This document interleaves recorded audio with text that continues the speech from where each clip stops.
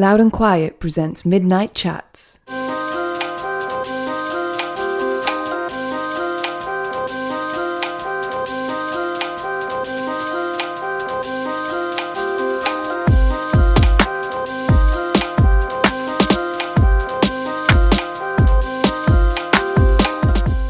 Good evening, everyone, and welcome to Midnight Chats.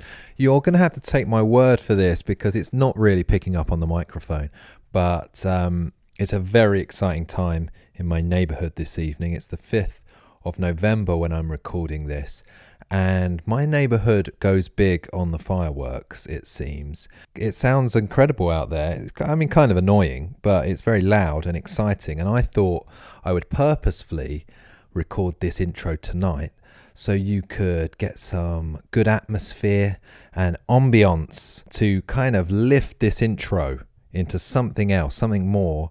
And it's failed. Do you remember 2 weeks ago when I was last here, I tried to inject some energy into these into my intro. That failed as well. So the energy didn't work, and the fireworks, they've not turned out the way I'd like them to. But welcome to Midnight Chats, episode 60, I think we're on now. I should check this on my phone. I'm pretty sure it's 60. I should have done this before. Yes, it's 60. 59 was last week with Bobby Gillespie. Greg did that. And it's a great one. I know every week we say, hey, listen to last week's one. It was really good. But Bobby Gillespie, you know, the guy always makes for good interviews. So do check that if you haven't listened to that. This week's podcast is with Baxter Dury. And the ambience thing that I was going for, the ambience of the fireworks, does tie in to this podcast. I recorded this with Baxter at his home in the summer, in the middle of the heat wave when it was like 32 degrees. And we were at his flat, which used to be his father's flat, Ian Dury of the Blockheads. And it's right on the River Thames. And it's got this beautiful view and this lovely balcony. It's next to the bridge. It's down in Hammersmith. There's some fireworks. You must be able to hear that.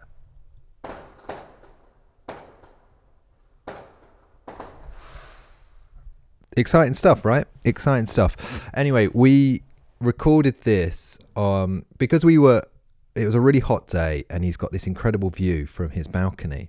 We thought it'd be a really great idea to record it sat out on his balcony, and we'd get some nice kind of atmospheric background sound of the Thames and the water and the birds. And we did get that, but we also got the sound of the bridge, and the bridge makes a fuckload of noise. It's got these rivets in it. You're going to hear this in a minute when we get to the interview, but I can't work out if it was a good idea now, because one, I felt like I got very sunburnt because we were sat in direct sunlight, and the noise is actually kind of distracting. Baxter, thankfully, is an entertaining guy with or without background noise. I met him last year. We did a feature in the magazine with him. We do these features called My Place, where we shoot an artist at their home and we photograph all of the things that they've got in their house and they talk about those. And I went to Baxter. He was in a different place at that point. He was in like a stopgap place. You can read that if you are interested. It's very funny. Baxter is a very funny man. And that's on loudandquiet.com if you want to fish that out and have a read of that. But now, as I say, Baxter has moved into what is essentially the apartment building that he grew up in his formative teenage years. Quite a wild place when his father was riding high with his band, and by the sound of it causing all kinds of chaos in this incredible mansion block on the Thames. So yeah, it was nice to see Baxter again. I've seen him once or twice in between, seen a couple of his shows, which are always really good, but he's got a new project at the moment called BED, or BED. It's a collaborative thing. It's not just him. It is Baxter, that's the B.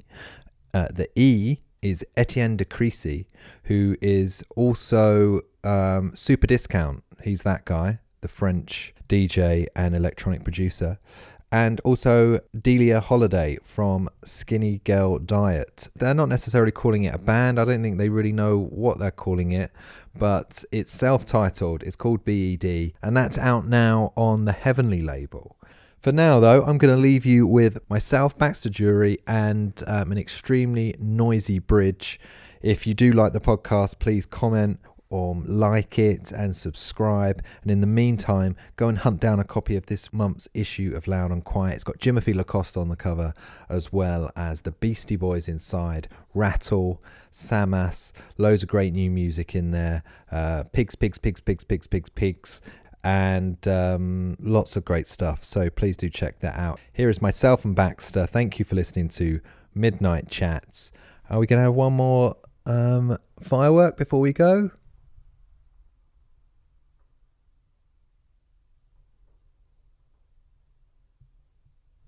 No.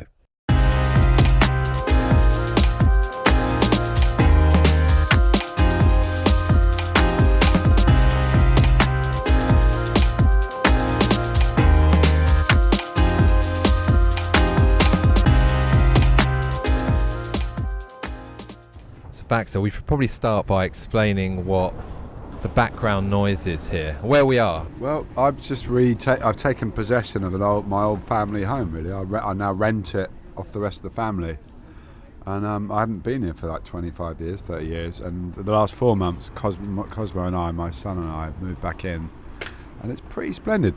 I always knew it was splendid, but it wasn't so splendid in the mid 80s. It was more of an experimental place to live, as opposed, but the conditions within the house were harsh into the way Dad had it, which let down a little bit how beautiful the actual, it was a bit more the way Dad wanted to live in his special way. Sure, was a bit crackers. So to come back here and suddenly appreciate it, especially on a day like this. Well, it's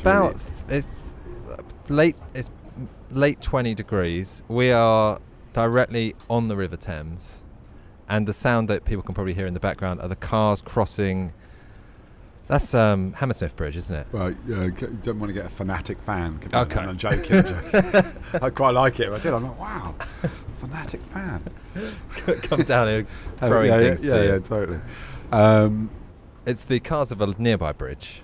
Yeah, it's we're overlooking Hammersmith Bridge, which is an amazing bridge. It's an amazing part of and it's kind of not like it's, Hammersmith just stayed Hammersmith in the sense it hasn't gone through some sort of trend revolution or anything like that. It's quite an anonymous area.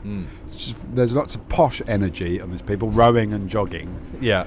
And there's a normal, community in Hammersmith. It's quite a tough old area, and you get a good parallel community, which we were just taking the piss out of people saying that, weren't we? Yeah. Parallel communities. But, how real it is. Barnes is over there, and that's beyond, you can't imagine how, sort of still and unflustered people are there. It's incredible. It's like Disney. Yeah. It's just sort of rural and it's got that Disney. road. Like if you go straight over the bridge and down that road, it's those huge houses. Unbelievable. Massive, Barnes massive Common houses. is just mad conspiracy of rich people. Yeah. You were just saying that you still see posh people jumping off the bridge, like pissed people. Tomfoolery, toffoolery. Yeah, you get people kind of having, there's a lot of pubs here, and they leap off thinking it's the right thing to do, but the river's perilous. I think it's got a big trench in the middle of it, which encourages these kind of really strong currents that are obviously invisible. So, but you think it's all inviting and still. Yeah. And you jump in there, and it swallows you up in a second, or it takes you in a direction you don't imagine you're going to go on, and it's really very dangerous. And most of those people are it's bravado. They're not jumping off to necessarily. They're not trying to kill themselves. They're twats. They've drunk something, and their point of reference has gone missing, and they're very, very confident for that 22 minutes of alcohol levels or something, and they jump off a bridge. Yeah. They're posh twats. Nothing else to explain. The sound of the bridge and the cars going over it, because this bridge actually makes more noise than most normal bridges, because it's like, I don't want to say it's a handmade bridge, but it's got these like rivets on it. It's I don't know what it's about. Nothing about the rivets, but what I do historically know about the bridge is a It's a pre-Victorian bridge, possibly, which I don't know that's definitely true, but it wasn't designed when cars were made. Right. So they regulate the cars. And in fact, they close it every 8 years for like a couple of years to re-strengthen all the suspension on it because it's not designed. But if you do notice, they regulate the buses, so only one bus is allowed it across it. Oh, really? And then a massive kind of like a big boat smash. It might have even been a nuclear submarine or something really dramatic smashed into it once and really messed it up. And also they tried to blow it up. The IRA tried to blow it up maybe in the late 80s or early 90s, and that really affected it. So now it's very sensitive. And it's they quite have a therapeutic sound, the traffic. kind of is. I don't know about the modern awareness of pollution and particulates. I don't know how good, actually healthy it is living here. No. Do you know what I mean? Yeah. It's quite like a brutal place to live because it's so hot living here, and there's a lot of noise and people, and you're like living on a film set. Yeah. You're very exposed. Yeah. Unless you close those very heavy velvet curtains, everyone can see everything you do. Sure. And you grew up here? Was this Well, when in you between here and mum and dad? Mum lived in a normal place, not far away, but so this is where dad lived, yeah. And is that from being a baby? Like you remember this as from about 8, 9 or 10 or something like that. Yeah. Sure. And it was quite chaotic then, yeah. Yeah. Yeah. What is that when he bought it? He bought it. I think so, early 80s or mid 80s or something like that. I can't remember. I sort of blur it out a little bit. It was just, I lived in between mum and dad's, and this was his domain, and it was usually, my bedroom was quite a lot of the time somebody else's bedroom because he'd just given it to somebody else. So, and there's films made about it and all that shit. But there was a guy called the Sulphate Strangler that lived here and all that stuff. But that's all been, all those I saw that tales. film, Yeah. the Sex and Drugs and Rock and Roll film. Yeah, a lot of that actually took place here, but they just transposed it to different locations to make more narrative sense in film world. Right. It's a lot of bollocks, actually. I saw it very recently. Actually, it was just on They TV. play it every week. It Oh, seems. do they? I think so. They got some. Someone's bought the rights to it Yeah. forever, and they're getting their value for money. It's yeah. I It's like like Hollyoaks. well, you're in it a lot, obviously. Yeah. I didn't really put two and two together that you would be in it. Yeah. That obviously the character of you would be in it. Was it weird? Were you involved in that film at all? Yeah, a little bit. They were really nice to us, all the people. And we were. Like, we did bond with the people that made it, and they were all really nice people, and Andy Serkis and stuff. And yeah, they were really, we watched the process was very interesting. And they rebuilt houses that we lived in as kids, and it was all pretty weird, yeah. It was a pretty weird experience. I mean, I can't imagine anyone attempting to create a detailed, accurate representation of somebody's real life. You're always going to have it's always going to be disappointing. So we're the worst people to ask. Yeah. You know what I mean? So I think it's not fair for me to say, it wasn't right, because they were making, you have a narrative vista or something that you have to attempt to put a certain amount of entertaining information across in a package, and that's what it is. And that's a really difficult thing to do.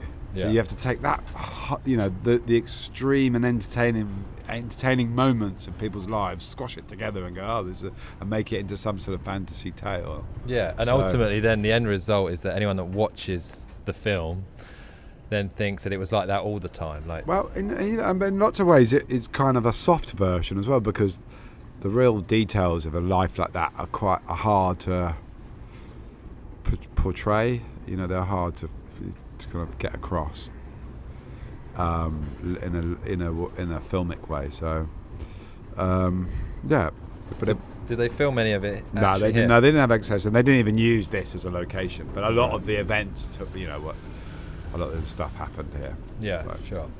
Have you ever thought about going into film? That world, just generally? I kind of did a little bit as I was a kid, because it was a thing, but yeah, I mean, I always think I really like it I really always dream that I'm going to write one of my stories into a story and have enough patience to write something down and then turn it into some form of short film, and then someone's going to love that and turn it into a massive one. Yeah. And I think that might happen, but it's, I'm still thinking about it. I think about it so much without actually ever doing anything about it. Yeah. So yeah, I hope so. I really like film. I know a lot, but I even went to film school in New York. Did you? Yeah.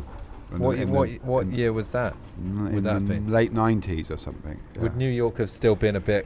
Yeah, it was just on the. It Crunchy was and- changing. Mayor Giuliano, whatever his name was, came in and he was just kicking ass and he was evicting all the bad people. But it was still. I was lived up on 94th Street, and it was still relatively heavy, especially someone like me with a nervous disposition. I thought it was heavy, but it was great. Yeah, and it was a course at NYU that was. The patrons were Spike Lee and Scorsese's. You never met them, but they'd structured this course. And It was absolutely, unbelievably amazing thing to do. And there were only 2 English people, and everybody else was either from around Europe or mostly from different weird parts of America, all in this big melting pot. It was unbelievable. Yeah. 4 months of it. And we had these special filming dispensations where you could film anywhere. And to almost take over anywhere based on someone's permission, anywhere in New York. So we took over a church and we stayed there. And you could stop, a subway, you could film there, and we made these end of year films or end of course films. So how old would you have been? Like 18? Or? No, I was about 23 or 4. Okay. Yeah. So I was really serious about it. Yeah. After that, did you think I'm going to be a filmmaker? I'm going to make films? I sort of thought about it a lot. I mean, I think, more than I do sometimes. So, yeah, I thought about it. I sort of ended up acting in all the films as opposed to making them. So, right. I just became a kind of more of an actor-y type dude. Yeah. In it, so maybe that was more of a transition to... I studied film. It wasn't quite as glamorous as New York. I was in Uxbridge. It was at the Beaconsfield? No, is that something different? It was just at Brunel University. Oh, right, okay. Was it good?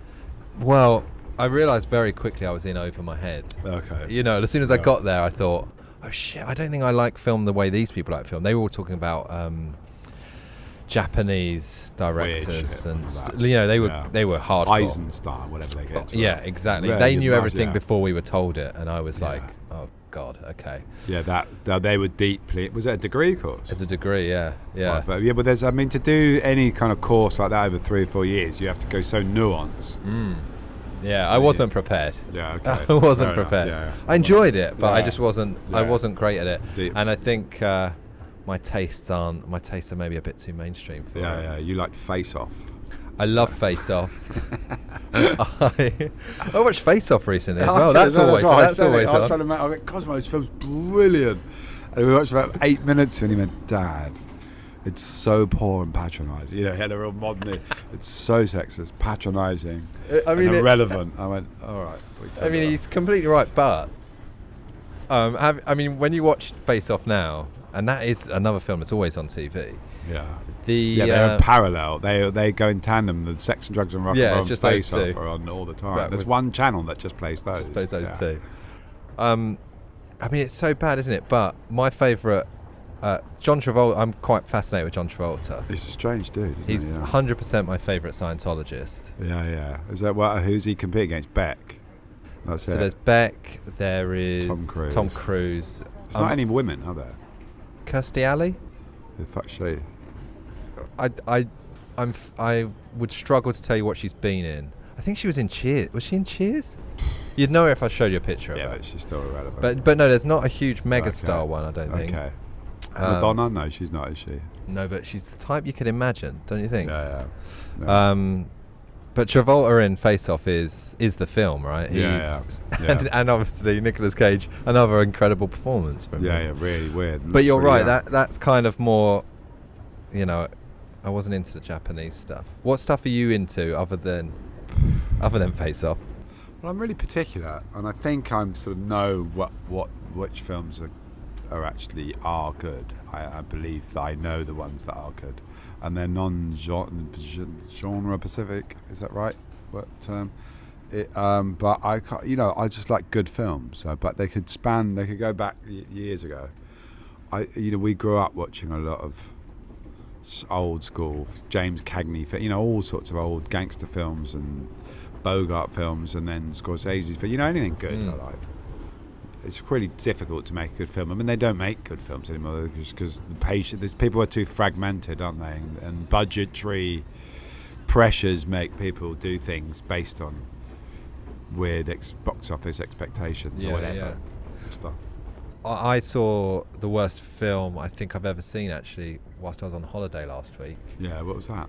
It's a Marvel film. I'm not a big Marvel guy. I'm not I'm not into it anyway. But when I do see one, if I think, let's watch one, I do actually kind of begrudgingly say, actually, that was quite fun. I quite enjoy it. I think that's quite well done. Yeah. There's a new one called Ant-Man and the Wasp.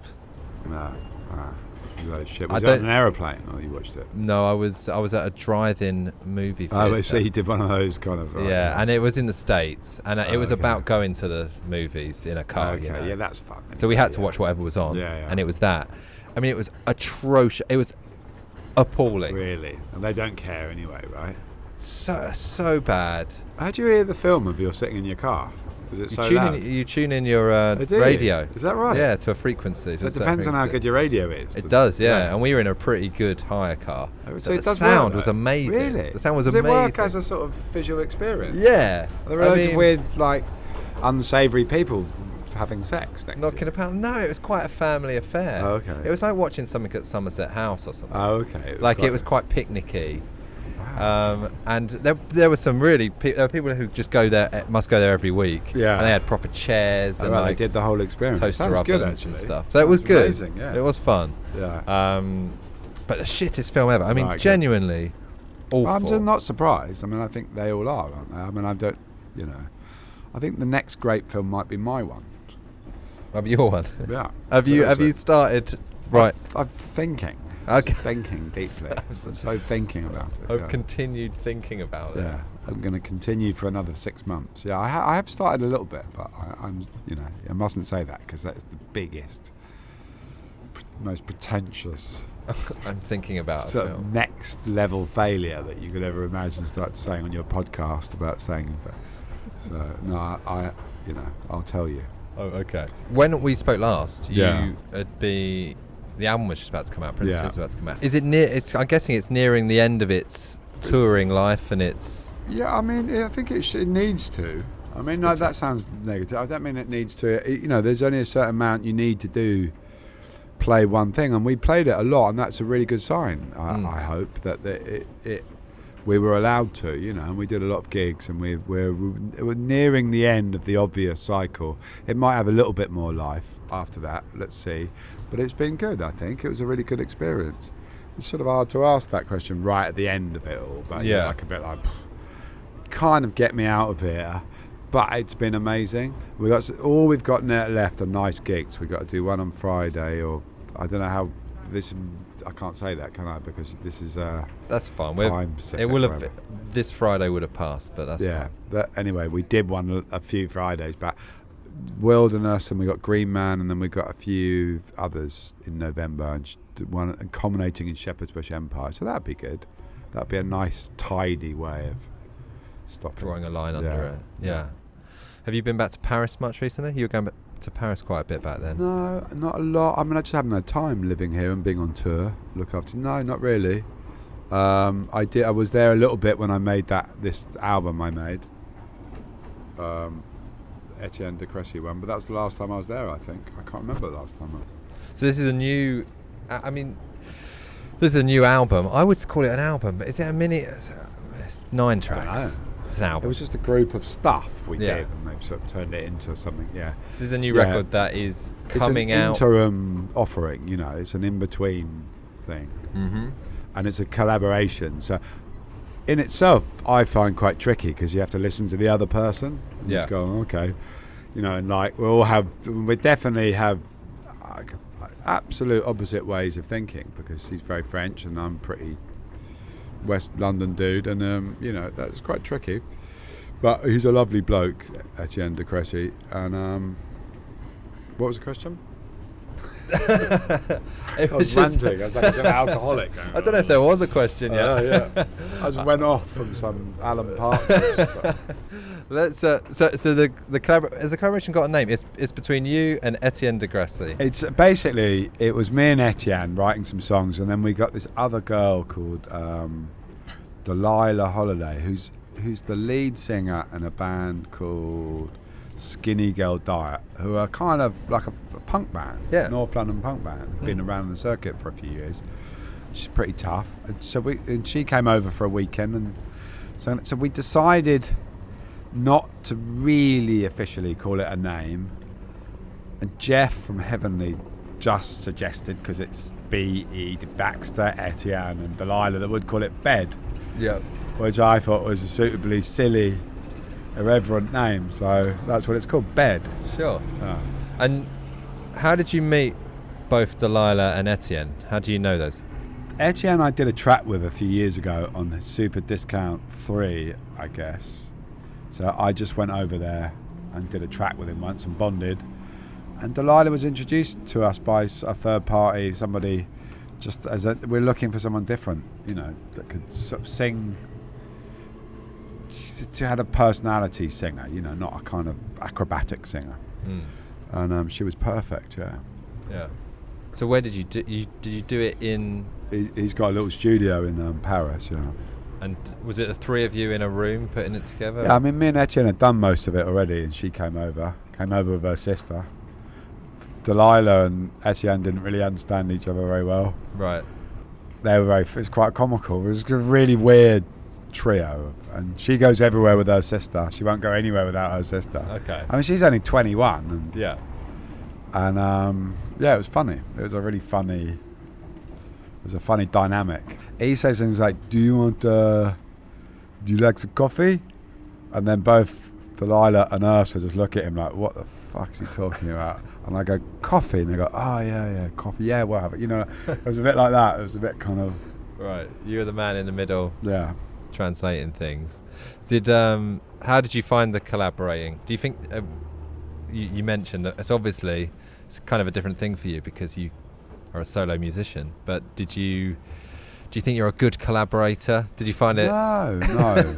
No. I am if it all just sort of, if I just have one trick, and as long as I'm allowed to use my one trick, Okay.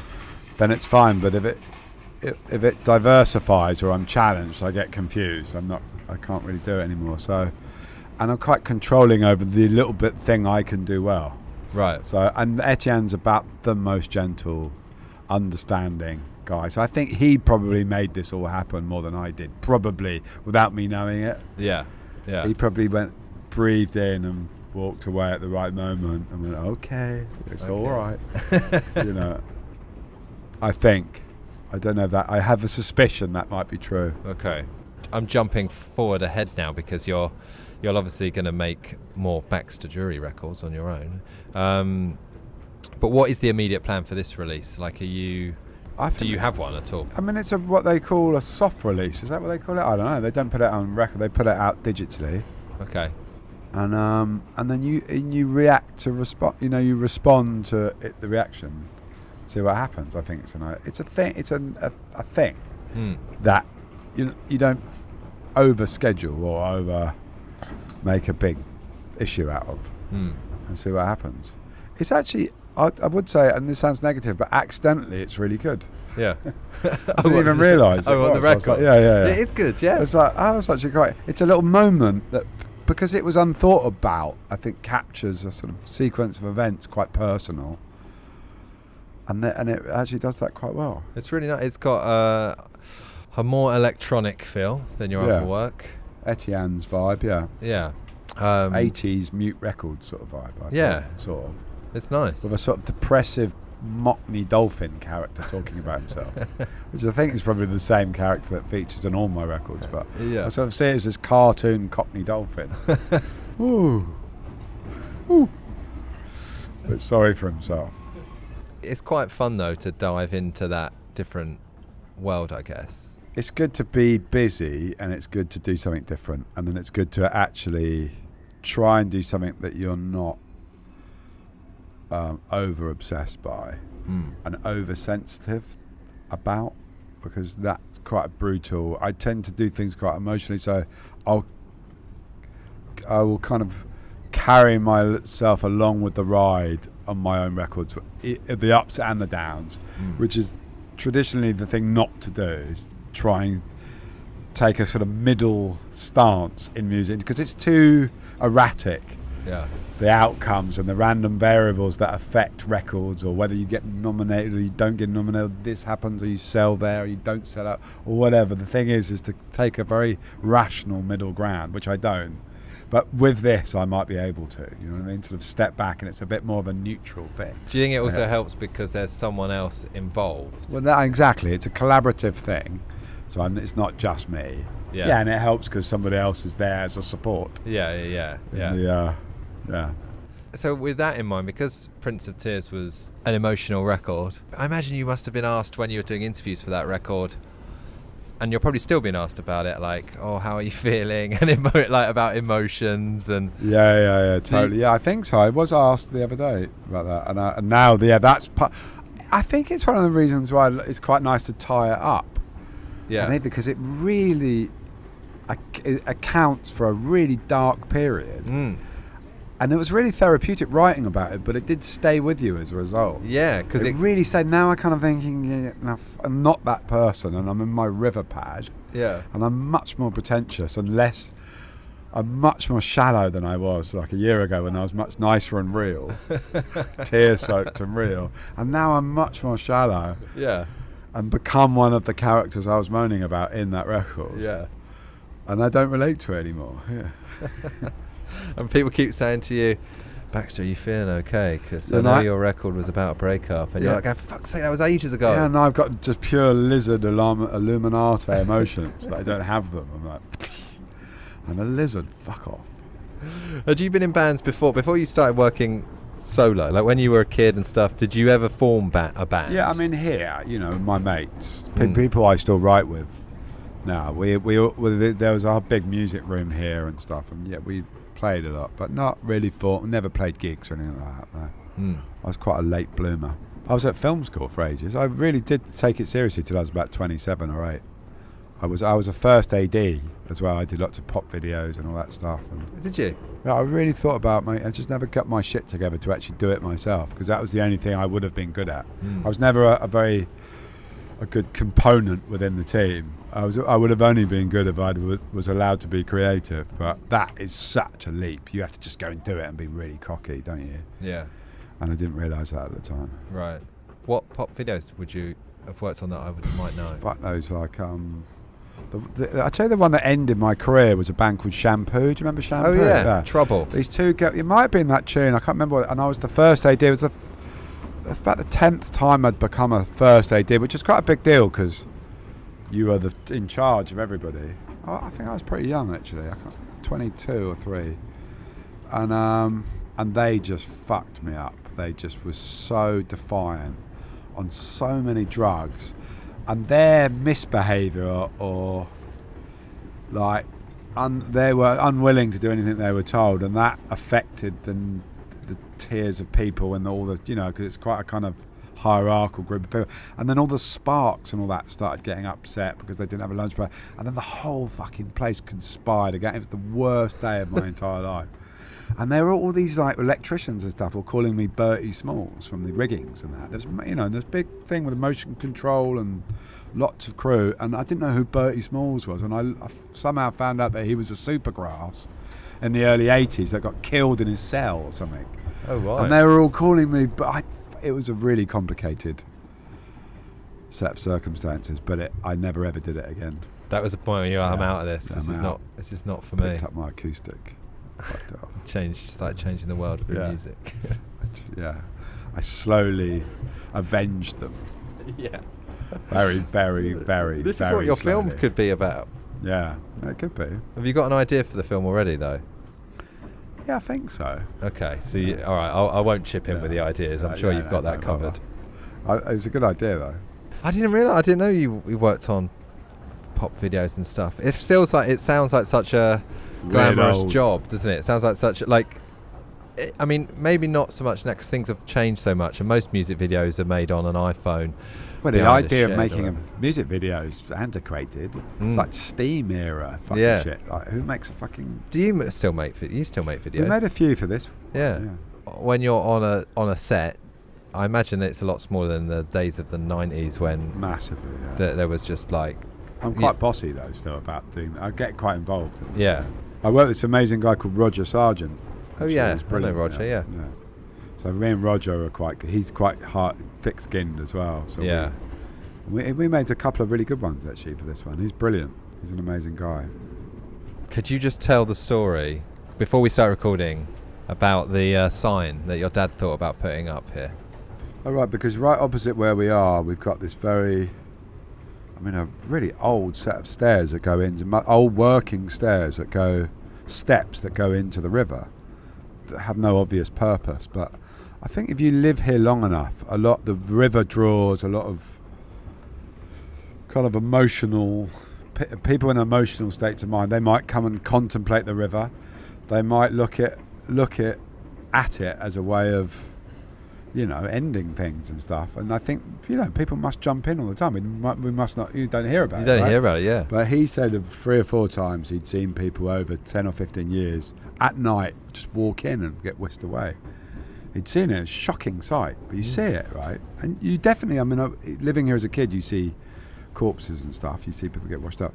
Anyway, and he told me, because he'd sit here at night and write. He'd smoke a big spliff, write, and drink a beer and that, and really contemplate. And he had this brilliant idea of putting a little button right next to where he sat, and he'd wait till they're on the 3rd or 4th step, just before the water, just at that moment where they're deeply, there's still a margin of doubt about what they're about to commit to, but they're still definitely on the way. You have to get them at the perfectly vulnerable moment, and you press the button, and constructed on our balcony would have been this huge neon green sign that said, "Do not do this, have a cup of tea with me," or something so biblically encouraging that it would be so shocking a sight that you would switch out immediately out of your...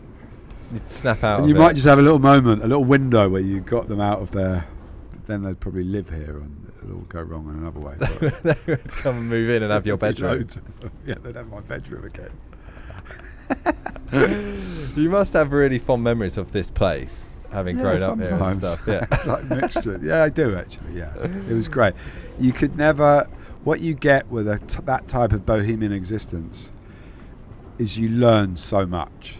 And people are exposed to you that sounds weird, exposed to you, but culturally exposed to you in a way that is wouldn't be manageable these days, wouldn't be acceptable, So it was a kind of bohemian bongo jam from 11 o'clock till 2 or 3 o'clock in the morning, and an estuary of the most weird, unsavoury and brilliant people would turn up, It was all sorts of people. Sometimes you'd get 15 people all standing in a circle, all shaking something, but we'd run out of bongos or maracas, so someone would be shaking a cornflakes packet. And you'd find some transvestite shaking a cornflakes in your face. And even at a young age, I'd think, fuck, my house is so weird. It was... I once woke up here when I was 11. This is a brilliant story. I was 10 or 11, and there was a massive banging at the door. And I answered the door. I was sleeping in a chaise lawns in the front room, and I answered the front door, and there was a man with a hammer, and he was from upstairs or downstairs, but he ran the National Theatre. I remember that. He ran some important theatre, and he had a hammer in his hand.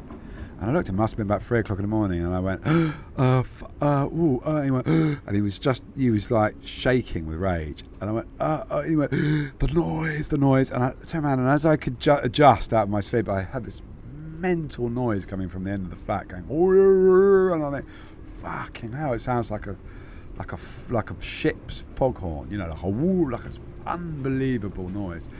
And I went, fuck, I went, Dad, there's a man with a hammer, Dad, there's a man with a hammer. And I could hear Dad laughing at the end, and we went, and I started to walk down towards where the noise was coming, and the man followed me, but I was aware that he was behind me with a hammer. And then Dad appeared in this sort of plume of cannabis smoke, smiling, laughing. And he looked at the man with the hammer, looked at me, and he went, Baxter, move out of the way. And he sort of ushered the man towards him.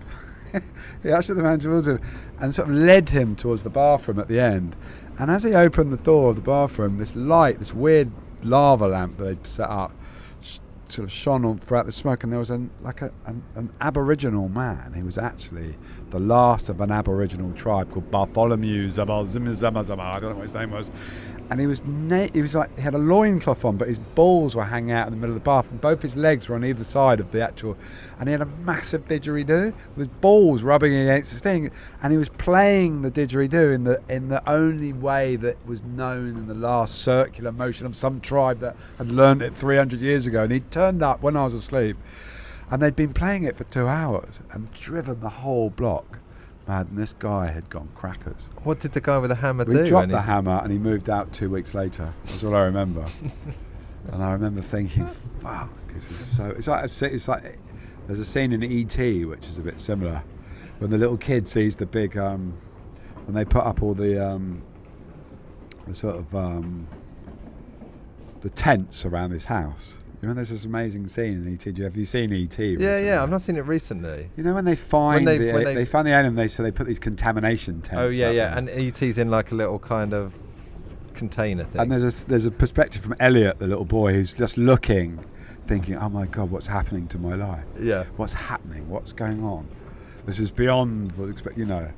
That's how your life felt. I just remember seeing it from that perspective of the cannabis smoke and the lava lamp and the naked Aboriginal. I mean, it's pretty confusing when you're woken up unexpectedly anyway. Just whatever happens, but to be faced with that is quite something, isn't it? Yeah, I mean, I was used to that. I was used to survival sleep, or I could adapt. But yeah, I mean, and so those memories are fantastic. Whether you can't unnaturally repeat them, and I think it's a shame for Cosmo in a way that he's not going to experience some of those kind of exciting, wild, incredibly inspiring moments, but also those experiences can rob you from who you want to be as well. Your childhood is there to be built.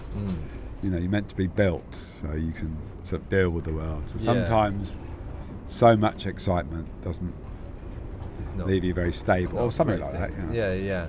Would you have friends over and stuff back then? Yeah, it was just a thoroughfare. Would they just all be like, yeah, your house is like, the best house? Yeah, exactly, yeah. And you're like... Completely, all of them, yeah. They were just a gang. We were a gang. And Dad's Minder used to just drive us around in his Nissan Micra with a kamikaze sign around the front. And yeah, we were pigs in shit, basically. We had an amazing time. Yeah. By the time we were 14, 15, this was the gang HQ.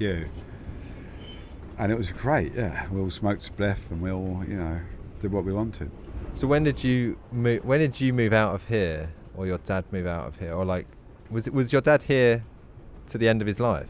No. He moved out here a long time ago. I can't remember when, mid-90s, something like that. It's been a long time since anyone's been here. It's been rented out and paid. I've got 2 brothers, half brothers, and they went to a nice school and all that stuff, and this paid for all that. Right. Got you. So, yeah. I was in and out all over the place. Yeah, I think I moved out of home really young. I was 21, 22. And your dad, one of the things, we did a feature in the mag last year when the album came out, and one of the things that, one of my favourite bits of it, when you were saying how your dad became friends with Paul McCartney, or Paul McCartney came around just knocked on the door, didn't he? He came to visit Dad when he was, he wasn't very well, yeah. I don't think it was totally unannounced, but I think, it was quite sort of local. He was quite, hey man, made a cup of tea or something. Yeah. Yeah. That's quite nice. Because in fact, Jarve was over here yesterday, and he just interviewed him at the Institute in Liverpool, and spent 2 hours with him. And said he was amazing. Said he was really, but he's quite he's familiar. In a way that he's not really, but he's trying to be. Is Jarvis Cocker a big fan of Paul McCartney? I think you'd be. I mean, to the extent that I guess. Yeah. I mean, most definitely. I mean, you'd how old's Jarve? I mean, he's from that generation. Everyone should be in a way. I mean, you're stupid not to be. And you can get over some escapades that disencourage people for a while. And you can see it clearly now. I mean, he's amazing, isn't it? It's amazing. What he did is so amazing. It is, Yeah.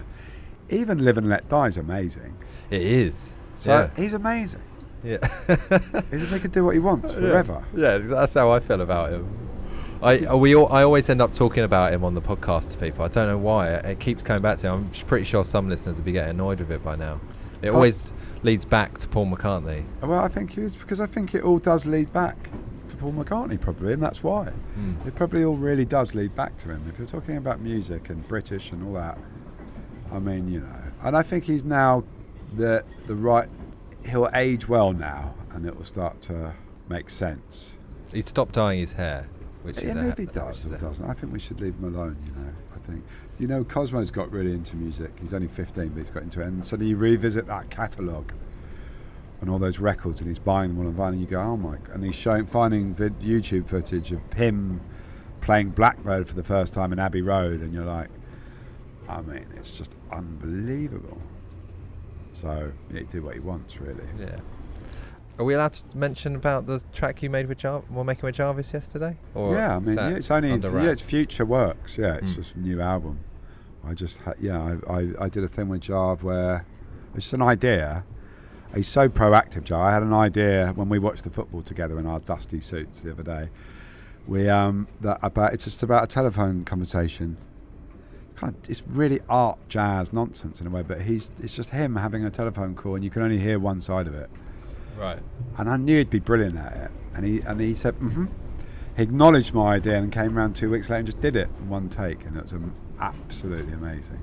So we demoed it as an idea, and he just utterly nailed it. And it's kind of funny, but actually quite sinister and brilliant. So this would be for your next solo record, the record after this. So yeah, I'm going into the studio in October to start it. I think we might go in with Paul Epworth for a while. Oh, cool. Possibly. Nice. So we're going to try out and see what happens. So yeah, I just thought I'd get stuck in straight away. Yeah. No point in not. And I've written some. I think some really good tunes actually. Yeah, you got really good. You got a few. I think I'm going to carry on with this. Yeah. Have you got more than that? So you've got the one that you've done with Jarvis yesterday. Yeah, I got loads. You got a bunch though. Yeah, I've just been writing. I mean, in here, I'm just going to sit there and write, so it's not hard. Yeah. So it's nice. perfect. Yeah. Cool.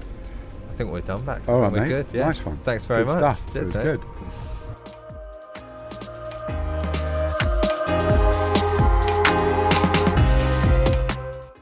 Midnight Chats is a loud and quiet podcast. Production by Emma Snook. Music courtesy of Gold Panda.